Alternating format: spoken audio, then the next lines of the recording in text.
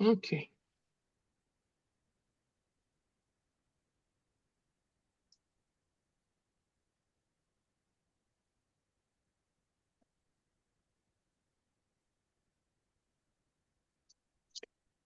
So it's time. Hi guys, that's some fun. My name is Andrew Konюх. I'm the founder of Nanobot. We are a 360 scientific marketing agency with our own video production department, and we provide life science companies with marketing and communication strategies that are efficient, effective, and we are focused on measurable ROI. I'm happy to welcome our attendees at this webinar. This is the fourth our webinar in the series of Nanobot Talks. We are organizing this series to support our mission to provide life science companies with more information about how to grow your business, how to grow your investment success. So the theme of our webinar is strategic PR and visual storytelling for investment success. And today we have great speakers with us. So let me introduce each one briefly. We'll start with Chris Caudle, founder of Make Business Social.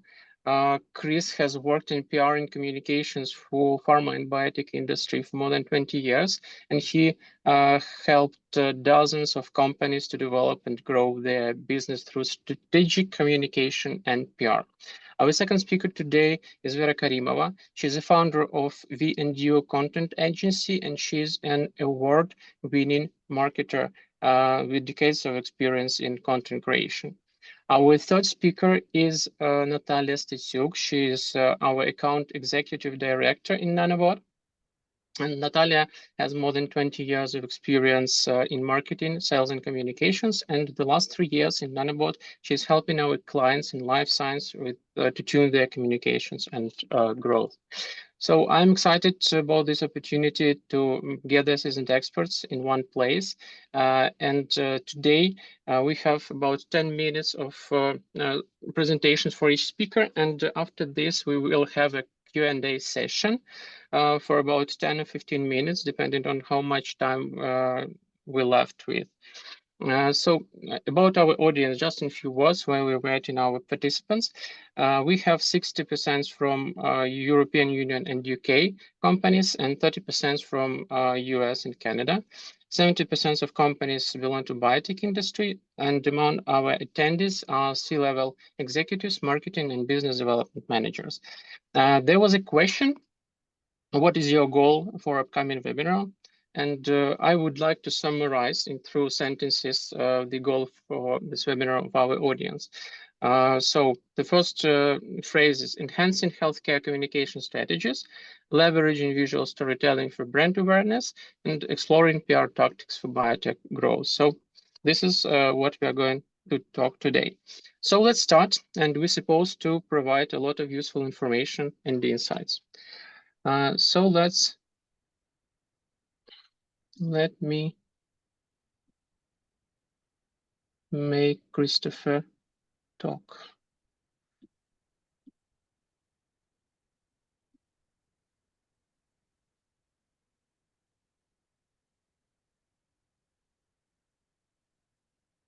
Yeah, it's your time. Feel free.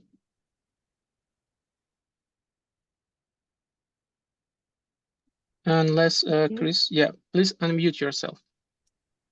That does help.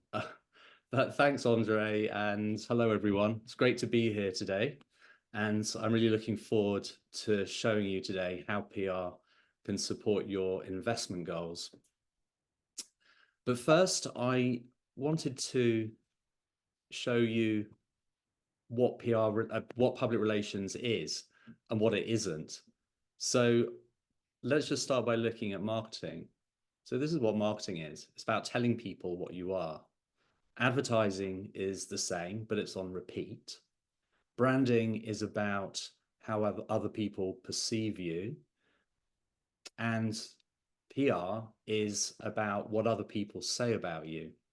So it really is about advocacy, and that's advocacy from a trusted third party. And in this case, it's the media. And unlike marketing and advertising, it's not something that you can buy or pay for. It really is something that you earn. So that's why I sort of rate it very highly. And this is why there is so much value in doing PR for your business or your company. So PR is really essential, and particularly it's important for the early stages of, a biotech or any life sciences company. And it's really important for raising your credibility and increasing your visibility in the market and also your authority. And brand awareness and targeted exposure are also really important pillars of a good PR program. But today, I really want to focus on investment and looking at how PR can help you achieve your investment goals. So let's have a look at a couple of companies. What I've done is I've been doing a bit of research, and what I've found is that companies that carry out a sustained PR campaign or PR activity and are successful in securing coverage, they tend to, it's more likely that they're going to achieve their investment goals. And we've looked at a number of companies and found that there is a correlation between PR coverage and companies reaching their investment goals and getting their funding. So let's just have a look at this from an investor's perspective. You can imagine that most investors, like VCs, for example, Merck Ventures, they're looking at over 2,000 pitches every year. And they've also got smaller pots of funds to go around. And we know that investment levels have really dropped since the pandemic. And this, makes the lives of investors and venture capitalists quite challenging. So imagine that if you're successful in your PR endeavors and you start to get some coverage in, well-known trade and industry publications, then what you're doing is you're really helping to mitigate some of that risk in the eyes of potential investors. They're starting to see you, they're starting to see your name and to read about you. So you're bringing yourself to the top of the pile and definitely increasing attention on you and your company, potentially versus other companies that investors might be looking at. So it also increases your credibility because you're being talked about in the media and by journalists. So you're really gaining that advocacy from a third party. And ultimately, it's about creating a bit of buzz for your company, your product, your technology. And because, particularly in the case of investors and VCs, then they're going to be talking to other VCs who are probably going to be reading the same media. So once they, are talking together, if it's your company or business that's getting that attention, then it's much more likely that you're going to be top of mind in their considerations when it comes to investment. And, you're just sort of making the lives of investors a little bit easier by just calling yourself out.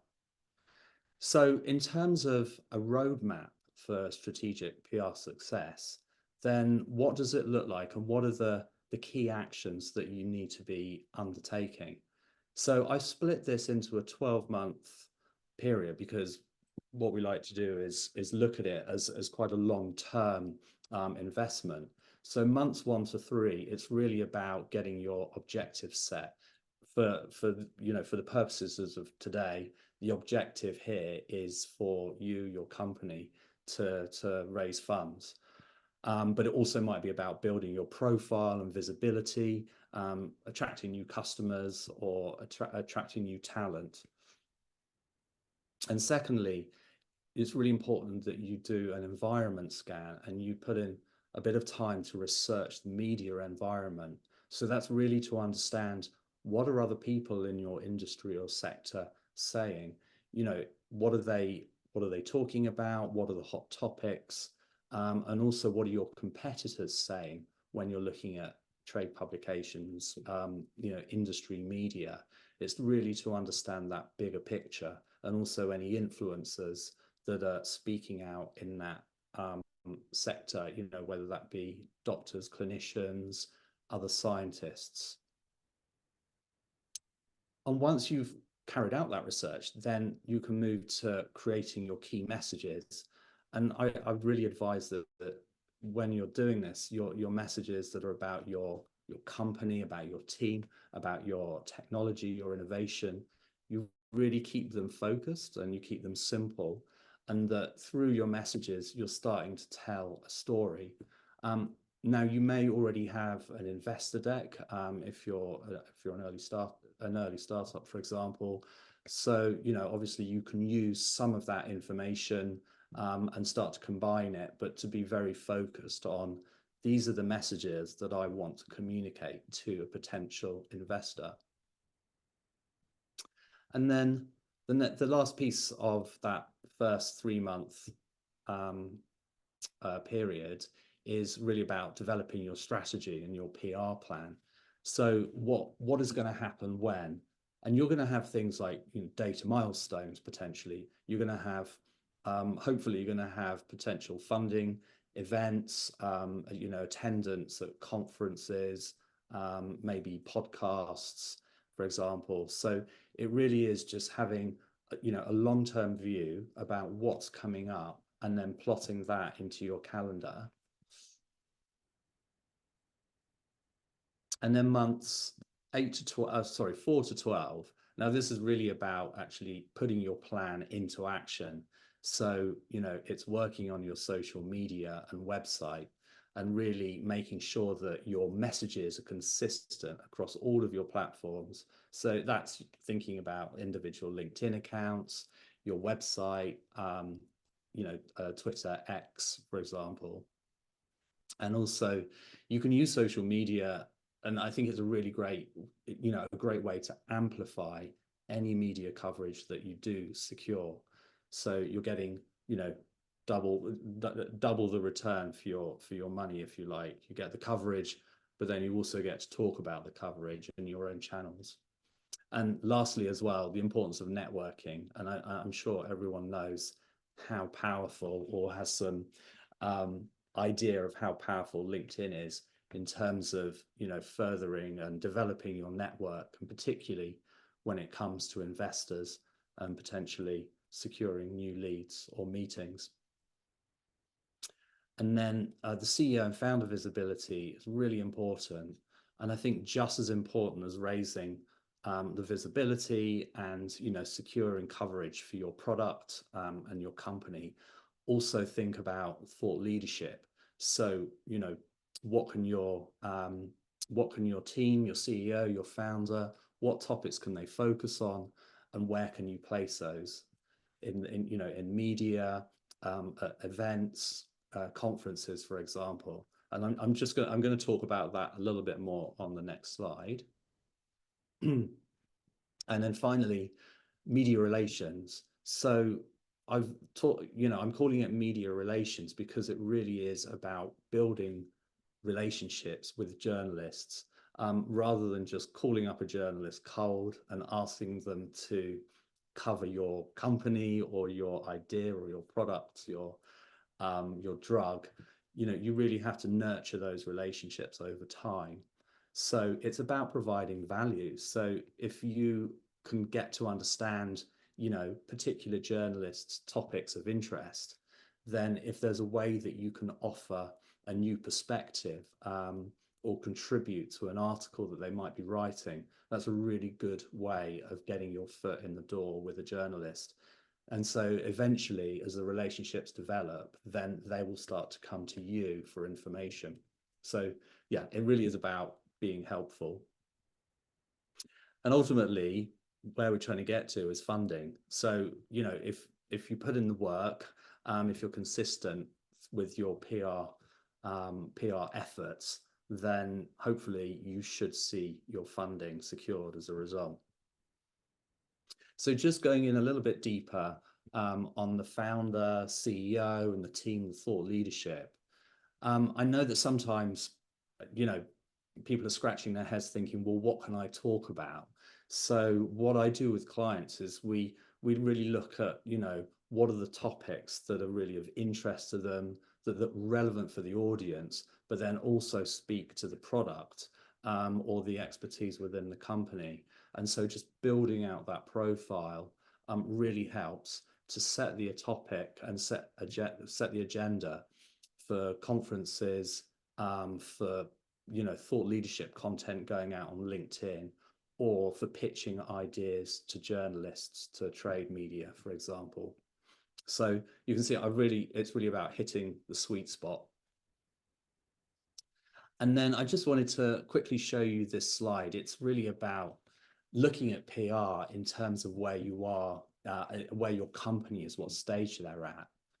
So if you're a pre-seed company, your focus really is going to be about that initial early visibility and establishing your brand. So, specific activities might be, marketing and content creation, and also networking as well. And then with seed companies, it's, really increasing that visibility with to attract early investors. So you may be working more on press releases, very specific communications to investors, and then engaging much more on social media. And then Series A, then, things are much sort of bigger scale, larger scale. So it's maybe your global PR strategy, and you're becoming much more strategic about your media strategy and your media relations. And throughout that, all the time at the bottom, I think, you've got to continue this visibility and thought leadership for the team, CEO and the founder. So just to sum up, these are the core principles that I would suggest you follow for your PR efforts, whether that's in-house or you're outsourcing. So start early. So if you want, if you need to start raising funds, you need to be thinking 8 to 12 months ahead. And as I've just said, if you don't have the internal resource to work on your PR campaigns, your strategy, then look to outsource. And PR is a really cost-effective way of meeting your investment goals. So keep your message and storytelling really simple and visual, and that's something that Vera's going to talk to you about shortly. And create a buzz. So it's about creating hope and not hype. So really important just to manage expectations and not to get people, not to make promises, and not to hype your technology, your drug innovation. And lastly, make it sustainable and make it consistent. So don't have a stop-start approach. Just keep continuing to drip information to the media. If you don't have stories, then use the thought leadership to fill those gaps. And yeah, that's it. So thank you very much. And yeah, if you've got any questions, then you can always contact me. I'm always happy to have a chat. So yeah, thank you very much. Thank you so much, Chris. We are going to share these presentations with a recording afterwards in a couple of days. So everyone, you will receive this, but feel free to also to be active and put your questions into the Q&A. So we will have a great Q&A session. Thank you so much, Chris. Vera, I'm switching to you. Yeah.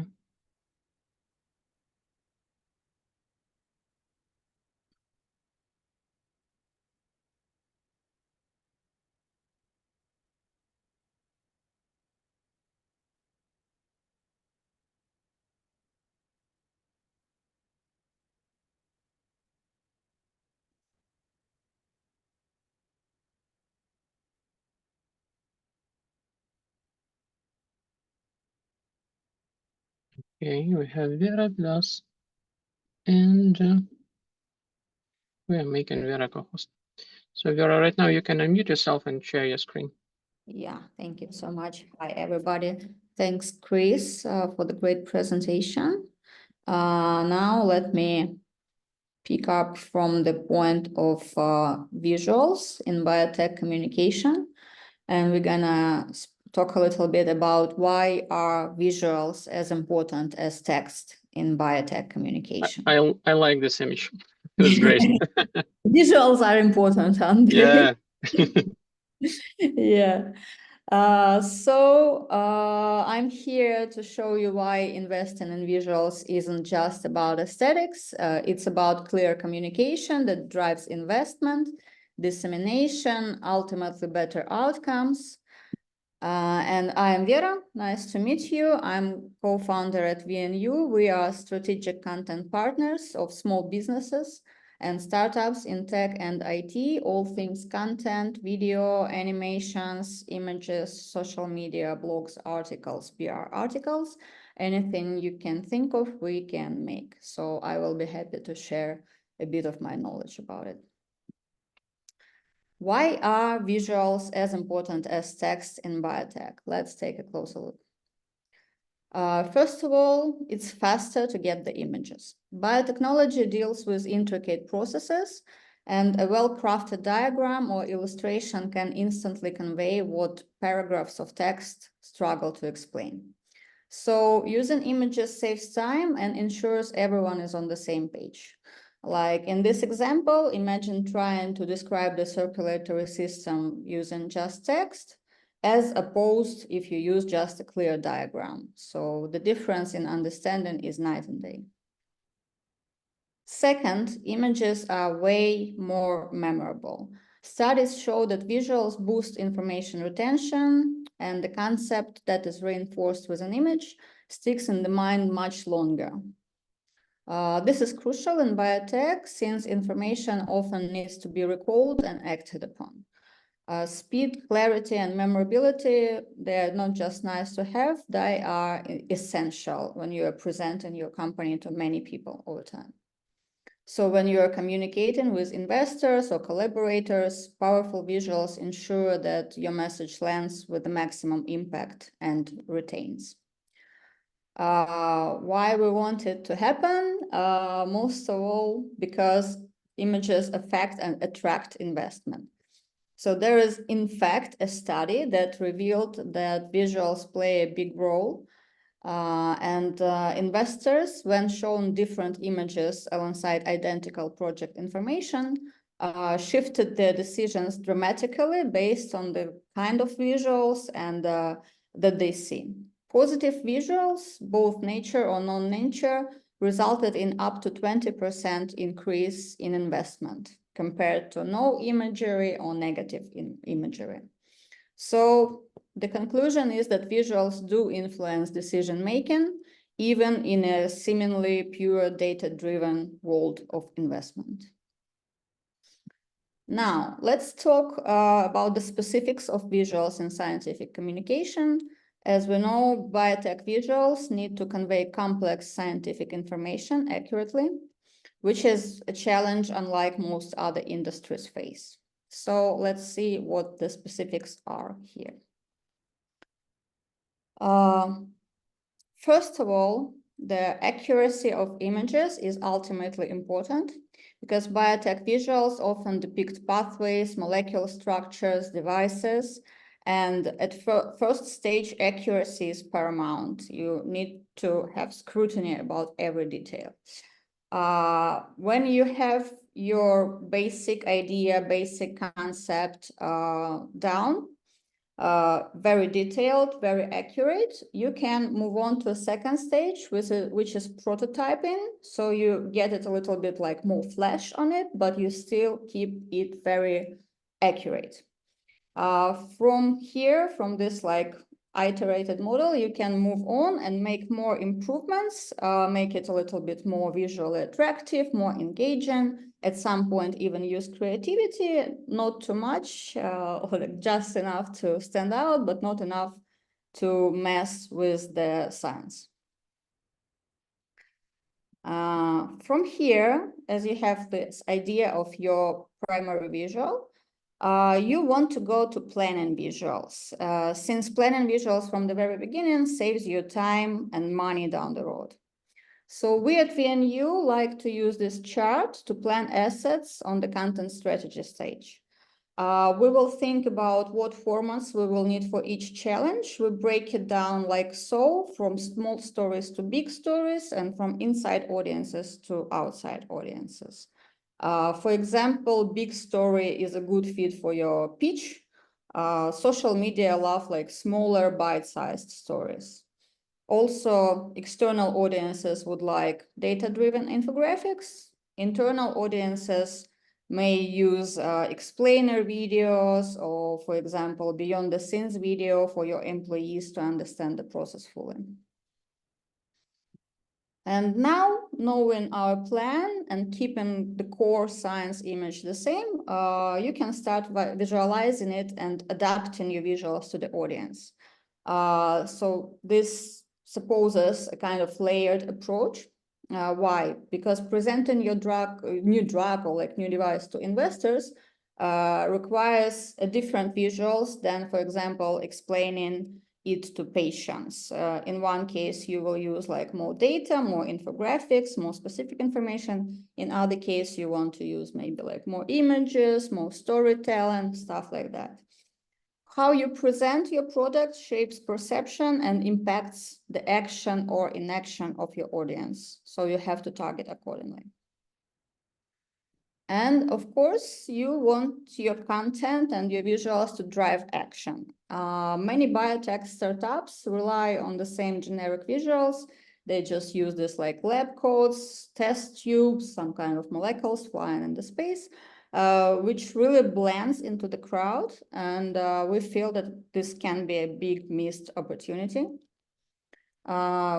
Think a little bit more strategically, think a little bit more creatively, because your visuals can really set you far apart from the competition and make a lasting impression on investors, partners, and just general public. To do that, you can start with branded key visuals. Having a key image or visual style associated with your brand, your technology, or company really increases recognition and builds trust over time. Keep it consistent. It's crucial. Consistency is crucial for your content to be recognized and impactful. Here, for example, you can see the Pfizer images. So they took these images of like molecules, stuff, and they painted them in their brand colors, blue and white. And so from here, whenever a person will see this kind of scientific images in this coloring, they will connect it with the Pfizer. Next, if you want people to dwell a little bit longer on your content, like if you're presenting to investors, you want them to really get into it, to spend more time. A very good tool for that is creating interactive elements, some kind of clickable diagrams, or maybe choose your own adventure infographics, or maybe a 3D model that you can kind of rotate and interact with. So this makes science way more engaging, and this leads to longer time and increased knowledge sharing. Like they may even send it to someone they know. And finally, when you go to a general public, you want to be even more, let's say, popular. So for general public, consider some kind of artistic renders, metaphors, or playful designs, like you can mimic a board game, or you can make it kind of like comics. For example, like this picture where bacteria in hard hats are digging the meteor. So this kind of approach makes science less intimidating and more exciting, like people want to interact with it.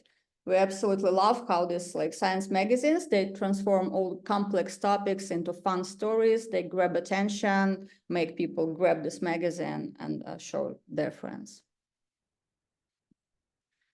How to maximize your content's value. So now you have your content. And next step is that you can strategically repurpose your scientific visuals. It will save you time and money, and it will maximize their impact across different channels. For this, our go-to strategy at VNU is we would create a checklist with mood boards for the project angles. You can have it in any kind of software you like. You can use Miro or you can use Figma.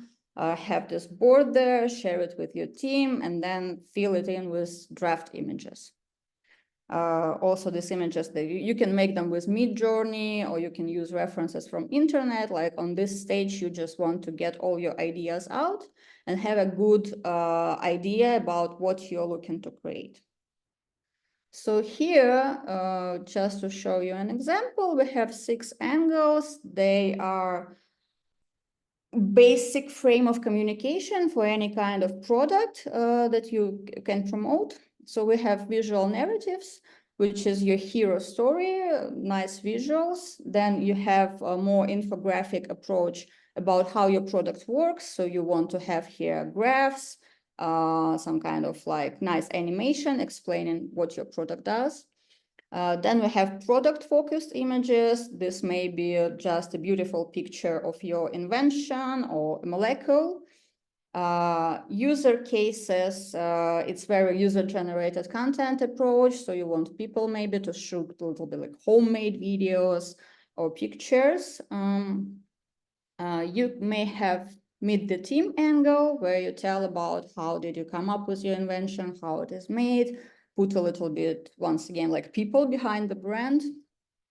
And angle number 6 is your visualized data, the kind of content that you will use a lot for investors or a lot for like fellow scientists, where you explain with data and infographics what your product does, and you prove it by numbers. You give your reasons to believe here.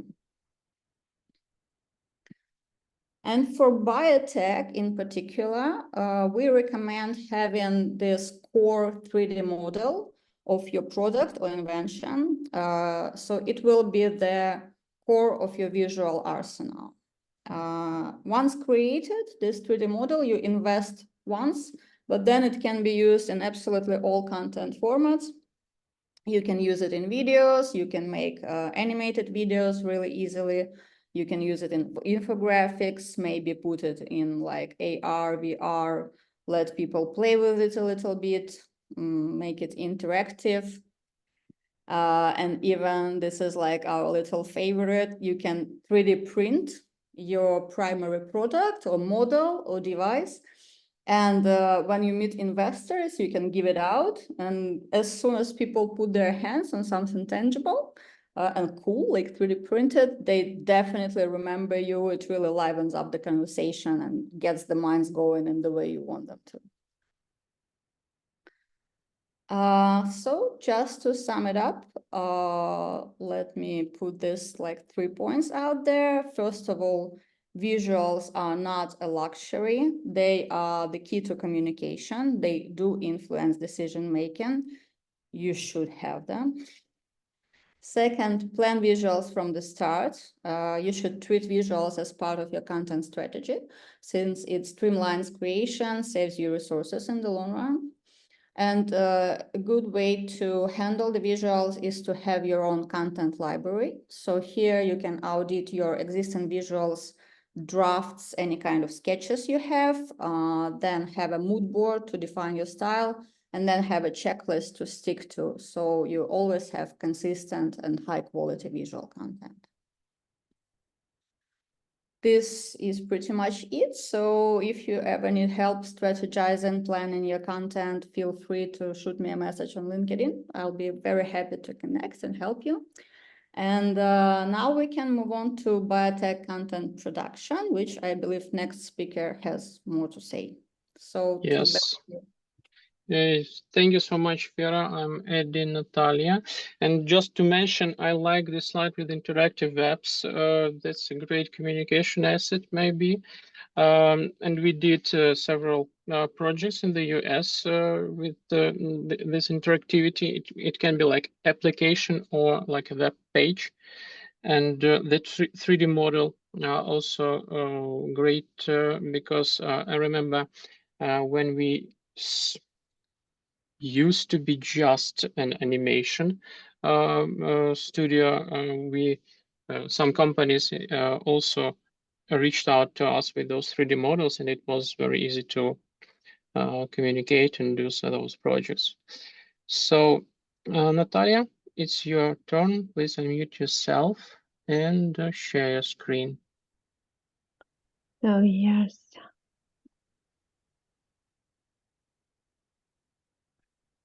So is my screen visible already? Yes. Okay, great. So, hi guys, thank you for joining us today. So thank you, Vera and Chris, for your presentations. So, and now I'm going to talk a little bit about the question everybody of you faces, I guess. So how do I proceed with communication? So in-house or I outsource this aspect of my business? So to be completely clear, just a second, I have to refresh. Yeah. So to be completely clear, so I mean with communication, so it's actually what and why do we say?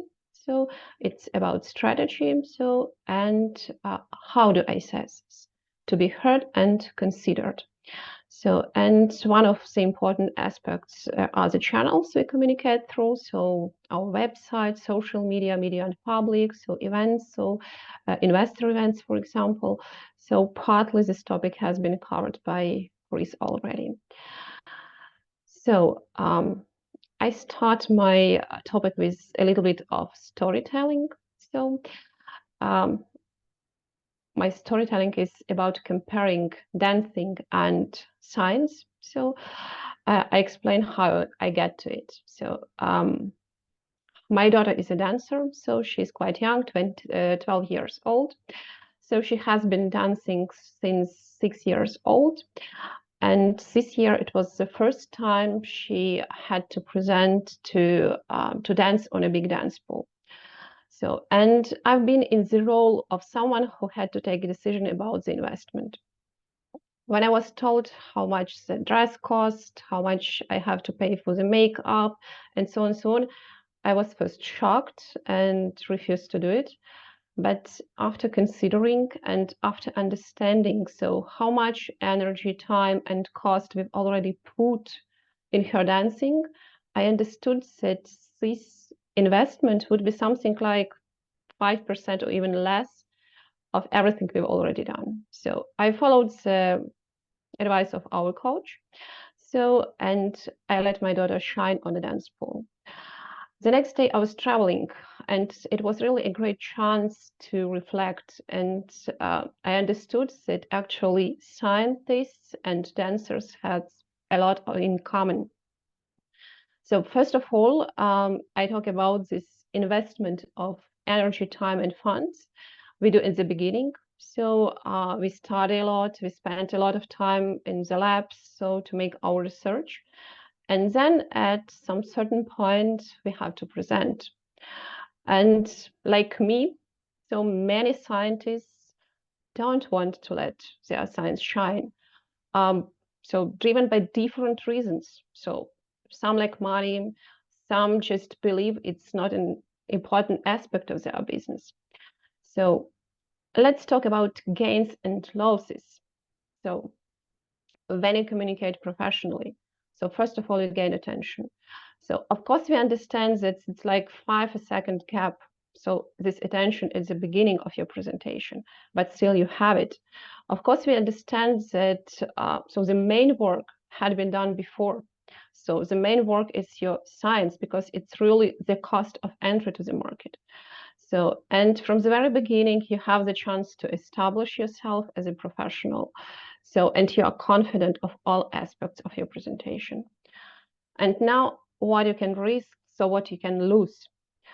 First of all, you risk to waste all the investment. So nobody knows if you have a second chance. So you might lose your motivation and finally you might lose even your dream. So let's talk about experience and expertise and what you can manage yourself and what you can outsource finally. So to manage communication successfully, so certain skills are required. So first of all, it's strategic thinking. So Chris has also already mention it. So it's about understanding the business environment, and it's something you have to do in advance. So and finally, so you need a little bit of creativity, so to create engaging content, compelling messages, and so on. And what's very important is your network. So because like to spread information about your science, so your network might be crucial. So here are a few samples of some biotech companies who manage their communication on their own. So it's high therapeutic. They do everything on their own. But their director of strategic scientific communication, Ana Catarina Silva, has a really unique blend of competencies. So first of all, she has her PhD in biotechnology. So, and secondly, so she has graphic design skills. All the graphics you see on their website, on their LinkedIn, and so on are made by her. So, but it's really, as I mentioned before, a unique blend of skills. So the second sample is Pride Therapeutics. So this company was founded by CEO by Ulrich Mauritzen. As a CEO of this company, he has really extensive experience. So he had a clear vision of business strategy, so deep understanding of the market, and of course, like proven history of successful product development. We had a chance to support him with scientific communication. So, and from the very beginning, he wanted to have a very clear, so and outstanding picture of his science. So, a short extract of it you can watch on the screen right now. So, when you invite an external expert, so you will benefit of his expertise. So think about specialized knowledge in communication and PR. So think about fresh perspective he might bring into your company. So besides of that, so he might notice some risky situation and help manage it. So of course he will be efficient. So because he might even work more quickly than you expect. So he might have a network, and it could be so a great opportunity for you to train and develop your company. So, and the last but not least, so cost versus time question. So please think always about what resource is more accessible for you. So in some situation, it's more beneficial for you to outsource so your communication tasks. In some situation, so you might like money, and you might have so some hours time to learn and to implement it yourself. So, and how it can be cost effective. So first of all, think about this hybrid approach. So make your like SWOT analysis of yourself and of your team. Think about competencies you have and about competencies you need from external partner, and then outsource it. So secondly, maximize your input and be involved. We've been working on many projects where like we were employed just for a certain part of communication. So people came to us with a clear vision of their story, with a clear vision of everything what's happening on the market. And it was really helpful, so because we didn't need to spend time on this, and finally we could cut cost. So, and the third point is follow the process. So you might collaborate with different companies, and each of them so have an established process. So, for example, established process of approval. And if you follow it, you will definitely be cost effective. So, and summarizing my speech. So, I want you to think, to consider that communication is really like a very important aspect of your business. So something like 2 weeks ago, I had a call with a biotech founder, and the first phrase he told to me was, you know, I understood that fundraising is more about communications than about science, and that's why I'm here. Thank you for your attendance. Thank you for your attention. So in case you have any question, I'll be happy to answer. And of course, let's network on LinkedIn. Yeah, thank you so much, Natalia. That's I like this, and yeah, let's switch to Q&A. I'm adding Vera and Chris, and as soon as I'm adding them, just not to waste time, I have a question, which I prepared.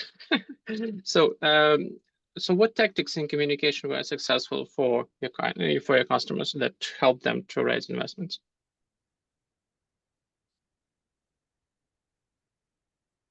So I can answer it was quite differently. So some customers were really minimalistic. So at the very beginning, they had, for example, a website and pitch deck.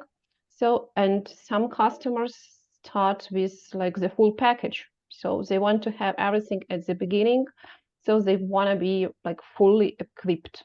So, and I would say there is really no unique recipe. So each company decides, each company is unique. So each company has like unique goal, etc. So, and it has to be considered when taking decision on these tactics. And what types of communication would you recommend, like visual communication? As I said, I wouldn't recommend. I have to understand what company do we talk about. So Okay. then I can recommend. Well, but obviously everybody is using pitch decks. Some of them using animations, right? What is working the best? So the minimal pack website and pitch deck.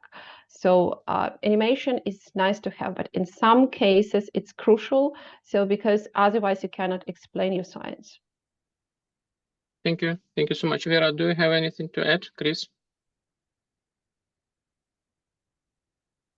Well, also a good idea is having some kind of microsite or micro page. For example, if you are targeting public audience, you can create an extra micro page targeted at patients with more like storytelling, maybe more user stories, maybe more practical example of the usage, so that you can get different audiences better.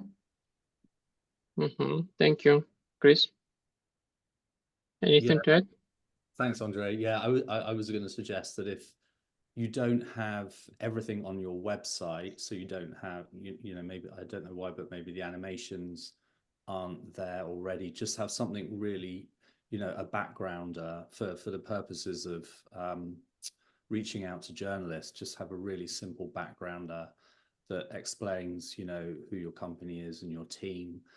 And if, you know, if you do have an animation, then, you know, obviously include that when you send it over via email. I think the key is don't, you know, make the journalist life easy. So don't just send them to a website where, you know, if you do have a lot of pages on your website, they take a long time to navigate it. So just, yeah, just make their lives easy. Yeah, makes sense. And yeah, I have another question. I guess you know that I also I have a startup in Viva. It calls the name in Viva Cloud. We are in the BioTools, and I was also fundraising last year. I failed, but maybe because I didn't do any PR, right? So can you advise? Can I look for about the PR by myself, for example? And when should I start? Yeah, I would say start as early as possible. And if, you know, if you really have limited resources, so I don't know how many people were on your team. Just me. Yeah, then obviously, you know, you've got a lot on your plate and it can be really overwhelming.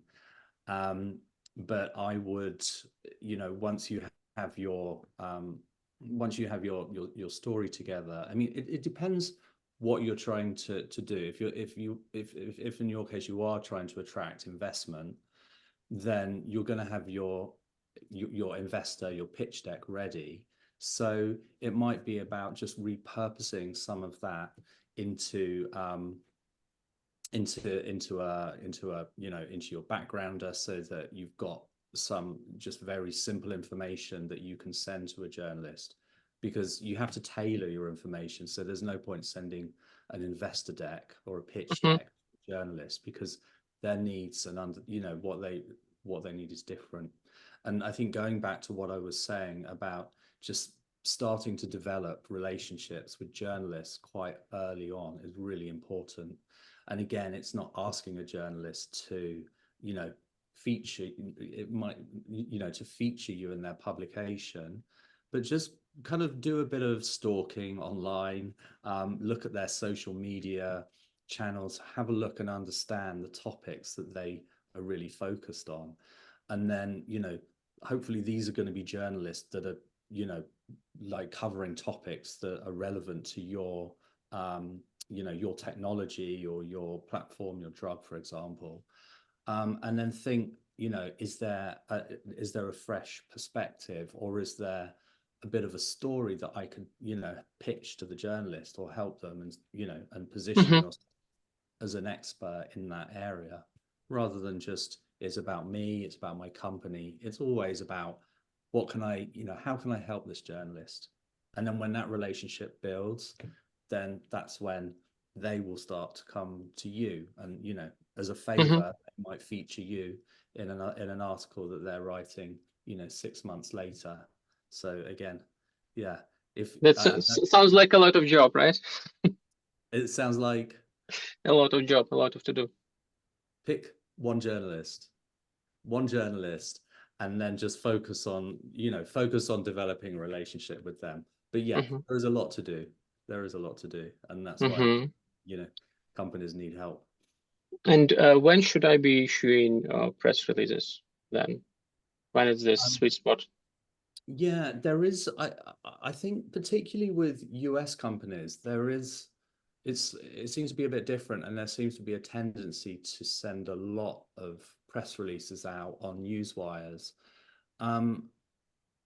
I think it's important because you don't want to create so much noise that the important milestones or the important announcements get missed. So I think, for a very early startup, the first time that you receive funding, or a grant, for example, that would be a really important trigger point to, develop a press release and then get that out. Just send it out manually by email to, to journalists, industry journalists that would be potentially interested, and obviously make sure that you call. And it's a golden rule in media relations, it's harder and harder to contact journalists by phone, but you really, if you can get their phone numbers and you can contact them, it's gonna really help to follow up with the email. Got it. Thank you so much for sharing. Okay, nice. So Vera, having another question for you. You mentioned a lot of different options to consider, but what about ROI? What metrics do you use to measure the success of visuals beyond just likes and shares on LinkedIn? It will depend on the channel that you create these visuals for. So ROI will be different in different channels. Obviously, if we are speaking, for example, social media, that would be engagement, that would be shares, that would be like how many people are attracted by our visuals, how many people maybe clicked through to go to our website from our social media, and what visuals work better for it. It's quite easy to measure in platforms, in Meta platform, LinkedIn platform. You can run like A/B testing, for example. You can create 2 or 3 visuals, put them out, and then see how many people go from which one. And then based on this, you can pick that visual and go further with it. So this is with the social media. Then, for example, speaking visuals for the website, for for the page that you target investors with, or maybe you have a page to gather emails from like early adopters, early supporters. Then we would be looking at the time on the site, at the depth of the scroll, like how well do we keep people's attention with the subsequent images. Say like we have hero image, then we have picture of device, then we have picture of people using device, and looking at how people stick to it. Tracking time, tracking engagement, tracking if people once again click through the visuals and they follow the funnel that we want them to follow. For example, we have like 3 features, and people click on one of them like to read more about it. So once again, we can test different visuals here to see which ones work best. And if we're speaking investors, well, then it's obvious. It's whether you have these positive replies or not. And once again, like you can A/B test. So for example, first you can get this little test group. This might be not yet investors or angels if you don't want to risk too much. But this may be like some kind of your mentors or advisors or just peers from the same field, maybe scientists who helped you. And you can, for example, get like 2 pitch decks with different images, send out, see which one people react better to. And obviously this will be the one that you want to send to investors. Oh, awesome. Got it. And yeah, maybe Natalia, the last question for you about which CRM system would you advise to use to measure all these exciting opportunities that Vera mentioned? Okay, so we use HubSpot, and I would say I'm a big fan of HubSpot. So there are like a lot of tools, so you can implement your marketing hub, so you can like measure all the metrics Vera mentioned before through Marketing Hub. So, and everything will be connected to your CRM system, to your like potential leads, to your potential customers, investors, or maybe like scientists you want to approach. So, and it's really beneficial. Great, thank you so much. Well, yeah, exactly. Well, it just happened that we are HubSpot partner for the last couple of years, so we can be helpful with that. Okay, guys, thank you so much. We have to fit into the timing. I'm excited about today's webinar. We provided a lot of useful information. We will share this webinar recording and presentations to our attendees. So guys, please send this to me today later, and I will prepare the email. Thank you so much. Have a great day. Thanks, Bye. everyone. Thank you. Bye-bye. Bye. Bye-bye.